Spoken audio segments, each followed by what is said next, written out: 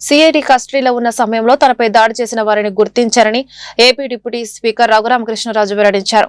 వైకాపా ప్రభుత్వ హయాంలో ఎంపీగా ఉన్న ఆయన్ని అప్పట్లో సిఐడి అధికారులు అరెస్టు చేసిన సంగతి తెలిసిందే. సిఐడి కస్టడీలో ఆయన చిత్రహింసలకు గురిచేసి అంతమొందించేందుకు యత్నించినట్లు కేసు నమోదైంది. దీనికి సంబంధించి ఆదివారం నిందితుడు గుర్తింపు పరేడ్ ప్రక్రియ నిర్వహించారు. జిల్లా జడ్జి సమక్షంలో నిందితుడిని గుర్తించే పరేడ్ ప్రక్రియలో రఘురామ పాల్గొన్నారు. ఈ కేసులో తులసిబాబు నిందితుడిగా ఉన్నారు. పరేడ్ అనంతరం రఘురామ మీడియాతో మాట్లాడారు. న్యాయస్థానం సామాన్లతో కోర్టుకు వచ్చినట్లు చెప్పారు. నా గుండెలపై కూర్చొని కొట్టిన వ్యక్తిని స్పష్టంగా గుర్తించా. తులసిబాబుకు కొందరు మద్దతు ఇవ్వడం అందరికీ తెలుసు. అతడికి తెదేపాకు సంబంధం లేదని గుడివాడ వాసులు చెప్పారు. తులసిబాబు ఎస్పీ వద్దకు నేరుగా వెళ్లగల వ్యక్తి. మరోవైపు ఈ కేసులో కీలక నిందితురాలిగా ఉన్న గుంటూరు జీజీహెచ్ పూర్వ సూపరింటెండెంట్ డాక్టర్ ప్రభావతి కోసం పోలీసులు గాలిస్తున్నారు. ప్రభావతి కూడా అప్పటి ఏఎస్పీ విజయపుల్ల పెద్ద లాయర్లను పెట్టుకోవచ్చు. వారికి సుప్రీంకోర్టులను బెయిల్ రాదని అనుకుంటున్నా. ఈ కేసులో అప్పటి కలెక్టర్ వివేక్ యాదవ్ ను ప్రశ్నించాలి. A1, A2 ను విచారణకు పిలవకపోవడం ఆశ్చర్యంగా ఉంది అని రఘురామ పేర్కొన్నారు. సమ్మన్లు ఇచ్చారు. ఈరోజు రమ్మని 6th కోర్టు వారు సమ్మన్లు ఇచ్చిన మీదట వారిని కలిసి నా స్టేట్మెంట్ తీసుకున్నారు. సుమారు జరిగిందంతా బ్రీఫ్ చేయటం సుమారు 1 గంట సేపు పట్టింది. ఆ తర్వాత ఇక్కడికి తీసుకురావటం ఐడెంటిఫికేషన్లో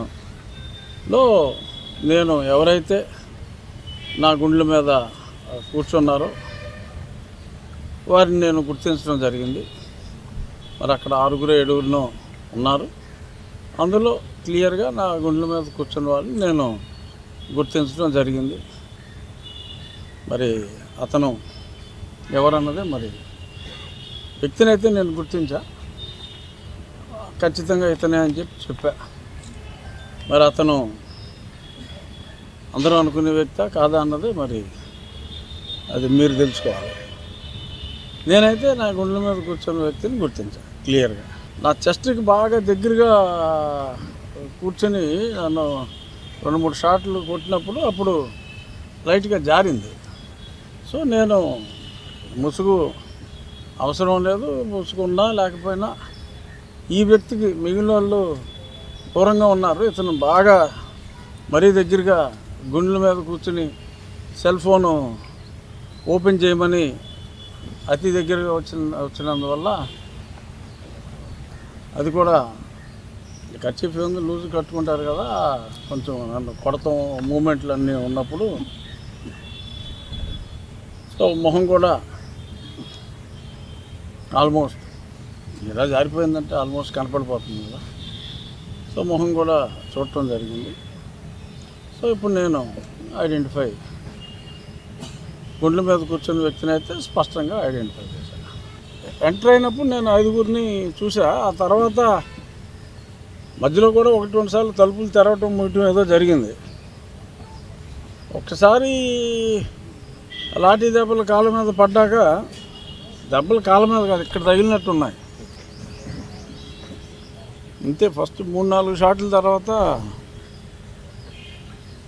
బుర్ర బ్లాంక్.